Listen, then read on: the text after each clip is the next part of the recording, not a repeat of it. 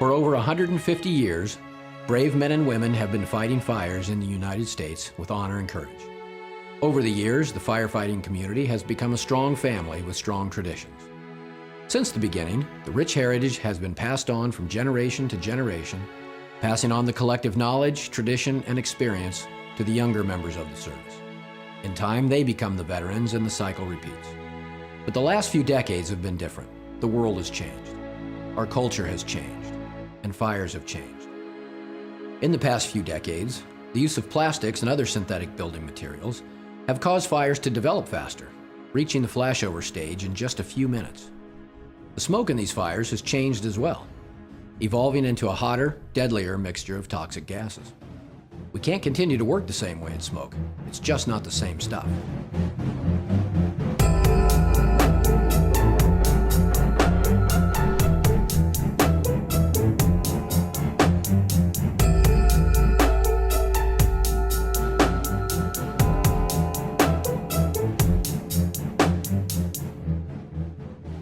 Hi, I'm Rob Schnepp. Let's talk about smoke. Smoke is part of the job, it always has been. The old-timers in this business were even referred to as smoke eaters. To earn that title was a badge of courage. As firefighters, we understand smoke and how it indicates the behavior of a fire. We view smoke as a tactical marker, and we use it to plan our attack. Anyone that does this job for any length of time will end up breathing some smoke, whether it's on purpose or not. It's part of the job, right? Well, maybe it shouldn't be. Every firefighter will breathe a little smoke here and there, but the fact is we need to change our perspective on smoke because smoke has changed. Let me show you something. Firehouse chili. A classic firefighter meal. And this chili is a great way to talk about smoke. You can think about chili in the same way you can think about smoke. The gases in the smoke are like the sauce in the chili, and the beans and the meat represent the particulates in smoke, soot particles mostly. However, unlike our chili, the recipe for smoke has changed. A few decades ago, smoke had a different composition. Today, with plastics and other synthetics, smoke generates a deadlier mix of toxic gases. In a typical structure fire, some of the gases that would be produced during the combustion process would include the oxides of nitrogen, hydrogen sulfide, carbon dioxide, and carbon monoxide. Among those gases, we find hydrogen cyanide. And cyanide is the king of smoke toxins. It's over 30 times deadlier than carbon monoxide. Hydrogen cyanide is generated by the combustion of natural and synthetic materials. Anytime hydrogen, carbon, and nitrogen are involved in the combustion process, cyanide will be formed. Even natural materials such as wood, silk, and cotton can generate cyanide. But the significant change, and what's important to firefighters, is that the contents of the structure have changed. The use of synthetic polymers and plastics like nylon, polyurethane and polyethylene, synthetic rubber and melamine, all of these cause fires to burn faster, hotter, and generate more toxic smoke.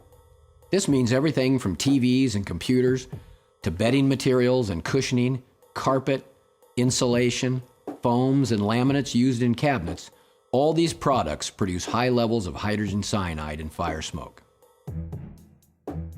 If you're exposed to enough of it, hydrogen cyanide will kill you. And trust me, it doesn't take much. Exposure to a low concentration of hydrogen cyanide, around 135 parts per million, causes death in about 30 minutes. Higher concentrations, around 3,400 parts per million, cause death in less than a minute. But what that means to the firefighter is that there's a threat. The threat of becoming exposed if you don't wear your SCBA. When inhaled, the concentration of cyanide at a typical fire scene is high enough to incapacitate a firefighter in just a few seconds. If this salt represents cyanide, and we add it to this chili, it would only take about this much. And keep in mind, it would only take one bite of the chili to kill you. If you knew your chili was poisoned with cyanide, would you eat it? Of course not. And now that you know that there are lethally toxic levels of cyanide in fire smoke, do you still want to breathe it? Without the proper use of your SCBA, you are. When you combine hydrogen cyanide with carbon monoxide, the effects of these two toxins can be even more harmful. Smoke inhalation is the leading cause of fire-related fatalities, as much as 80%. According to a 2006 NFPA study, 87% of people who died in fires had toxic blood concentrations of cyanide. Victims die from breathing fire smoke long before the fire could kill them. Firefighters who breathe fire smoke are exposing themselves to the same deadly levels of hydrogen cyanide. This program will educate you about the deadly threat of cyanide and its toxic twin, carbon monoxide. You will learn how smoke and cyanide affect you, how you can prevent exposure, and what to do if you have been exposed. First, let's find out what cyanide does to your body. So here's a guy who obviously doesn't know what he's breathing. At the molecular level, hydrogen cyanide is a cyanide molecule, which is a triple bonded carbon and nitrogen atom which is bonded to hydrogen to become airborne and, well, this isn't a chemistry class. What you really need to know is how it kills you. Dr. David Penny, a PhD and world-renowned toxicologist, created the following animation to illustrate the deadly and destructive impact of cyanide and carbon monoxide in your body.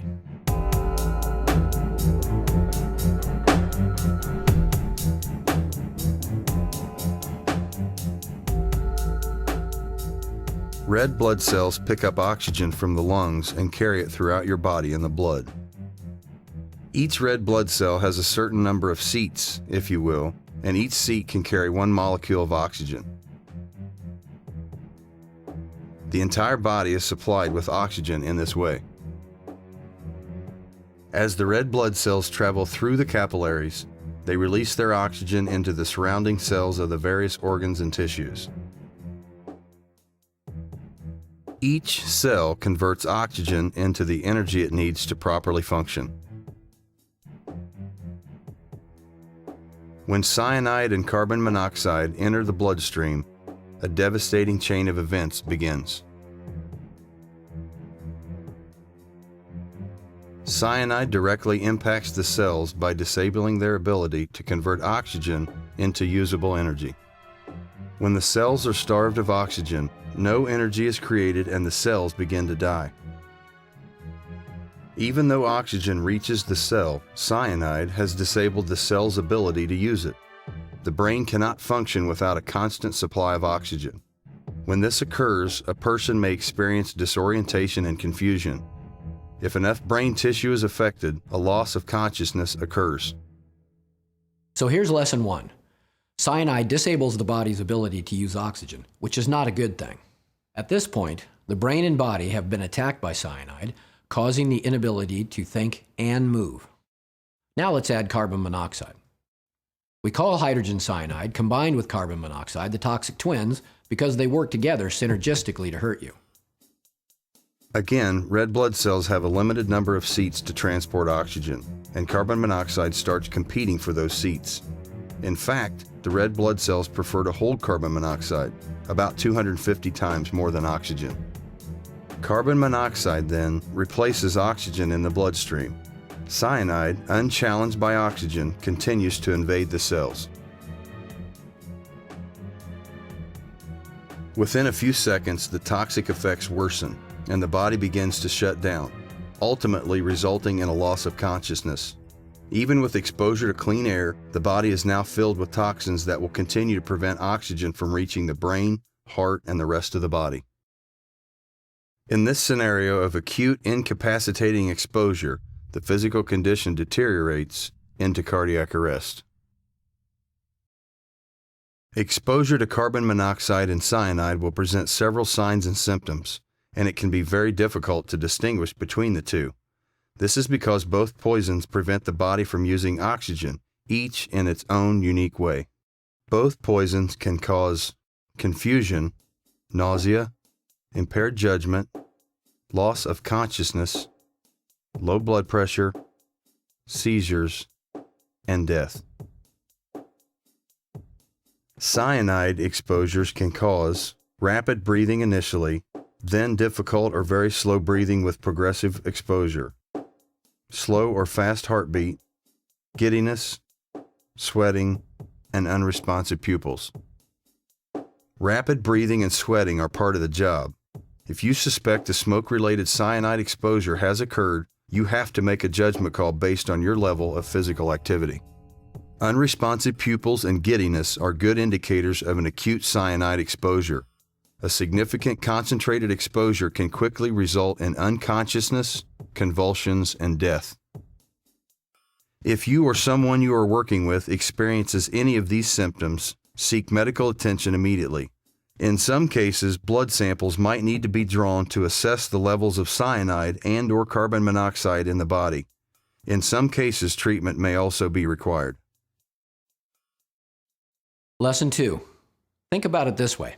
Cyanide kills your organs, carbon monoxide kills your blood, and this process can happen in a matter of seconds. Nobody is immune, whether you are a firefighter or a civilian. In fact, someone in great physical shape is in even more danger. A healthy cardiovascular system transports oxygen more efficiently throughout the body. Likewise, it will transport carbon monoxide and cyanide more efficiently. Keep in mind that just because you walk off the scene doesn't mean carbon monoxide and cyanide didn't affect you. These toxins also have devastating cumulative long-term effects. Over a long period of time, firefighters exposed to low levels of cyanide and carbon monoxide in fire smoke suffer chronic problems at rates much higher than the general public. Your blood, brain, heart, and other organs are left with a wake of damaged and destroyed tissues and cells which build up over time. Dead cells in the heart and brain do not regenerate. Instead, they become connective tissue, much like a tendon or a ligament. Over time, this diminishes the heart's contractile properties and its ability to function effectively. This damage shows increased instances of various painful and dangerous conditions including weakness, chronic lung problems, heart disease, heart attack, stroke, and brain damage, possibly leading to dementia. So you've learned how hydrogen cyanide and carbon monoxide kill you or slowly disable you from performing the job. Now let's learn how to prevent it. There are a few things you can do to minimize your exposure to toxic gases and smoke. Although there is no practical way to completely eliminate smoke exposure, the key is to minimize it. Here are a few things that you can do. SCBA bottle pressure. This starts in the firehouse. Your SCBA air pressure is the key to airtime longevity. When conducting your SCBA check, what does your bottle pressure read? Is the bottle full? Look at it this way. If you were going on a long trip with your vehicle, you wouldn't start off with a 3/4 tank of gas. Use common sense and make sure your air bottle is full, and if it isn't, take the 2 minutes to replace it with a full one.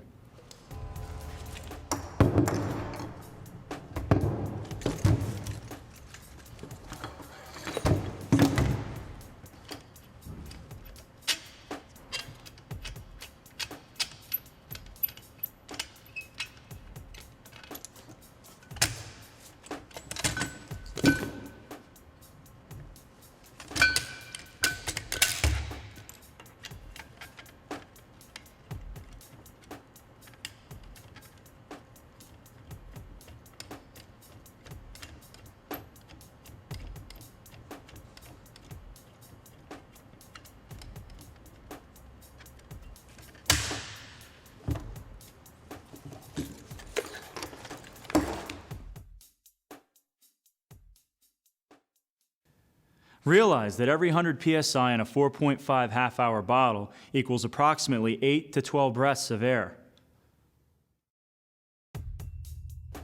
SCBA training. Training with SCBA typically includes everything except how to breathe efficiently. It's common to think breathing properly with SCBA comes naturally, but that's not usually the case. It's important to be familiar with individual limitations. There are various breathing methods that have been developed, and with research and comparison, you can see what works best for you. One breathing method is the Riley emergency breathing technique, otherwise known as the humming method.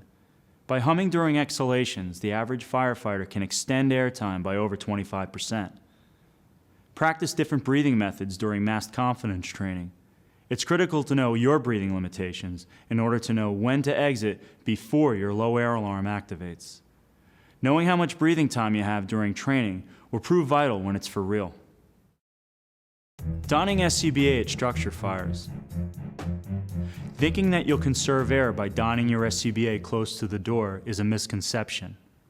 Doing so can be very taxing to your cardiovascular system. Levels of carbon monoxide alone can be in excess of 1,300 parts per million, and that's not in direct smoke. Taking the precaution of donning SCBA low and just a few more feet away from the door can be helpful to reduce exposure to toxic gases. Metering. We need to better understand what meters are telling us when it comes to an immediately dangerous to life and health situation, or IDLH. Each IDLH applies to a specific toxin by itself. Combining any number of toxic gases such as carbon monoxide and hydrogen cyanide, which are present at all structure fires, is an IDLH no matter what the reading. Know that when carbon monoxide is detected during overhaul, it's not alone. There are many other toxins present. Another consideration is for meters to have a hydrogen cyanide sensor. You can't practically meter for all kinds of toxins. However, now that we know the synergistic effects of carbon monoxide and cyanide when combined, a meter that can detect both toxins should be considered. Remember, thorough metering should be continuously conducted during overhaul operations. It's important that firefighters and investigators continue metering anytime personnel are in the structure. This brings us to wearing SCBA during overhaul. We've all heard this before, but besides the obvious, here are a few other things to consider. We know there's a high mortality rate for firefighters in line-of-duty deaths, and over 44% of these line-of-duty fatalities are the result of heart attacks. New studies indicate that due to the nature of our job, we have a shortened life expectancy compared to other occupations. Because of our exposure to various carcinogens found in smoke, we are at greater risk for developing several types of cancer. With these things in mind, it's important to wear your SCBA when toxins are present. There is no doubt that acute exposures are a concern, but chronic exposure with associated symptoms is often ignored. Practicing good habits when you're 25 can lessen the risks of developing chronic conditions when you get older. Over the long haul, wearing your SCBA when you're supposed to is a pretty good idea. NFPA 1584, getting checked out. There's a new NFPA standard, number 1584, which addresses firefighter rehab. Screening firefighters at the scene is important for a number of reasons. It is now an official standard. It can ease peer pressure to get checked out. It covers some liability issues. And most important, it may save your life. Once again, there will always be exposure to smoke as a firefighter.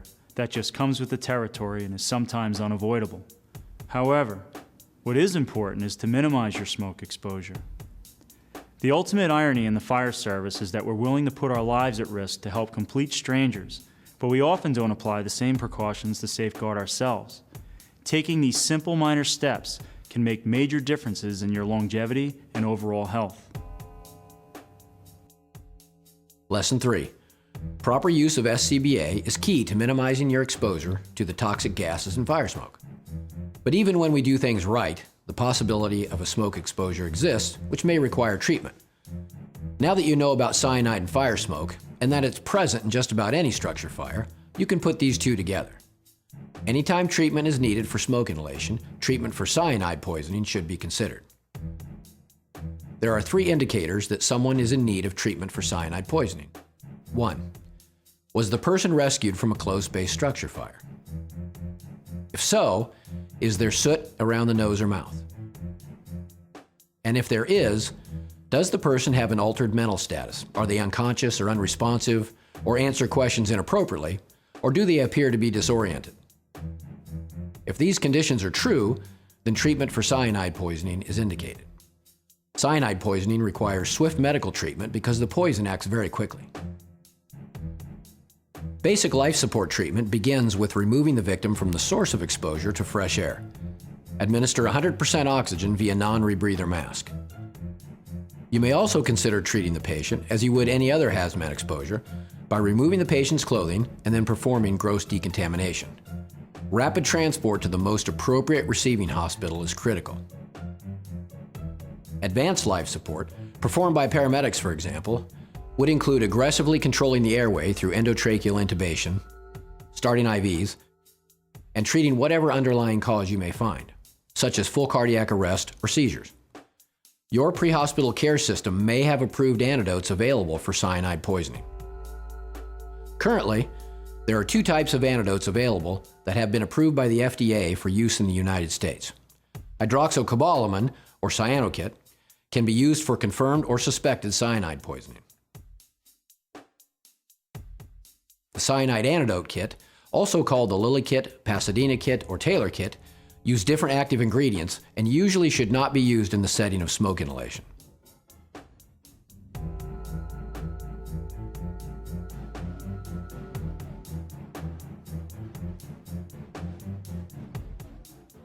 Keep in mind that smoke inhalation is a complicated illness and must be taken very seriously.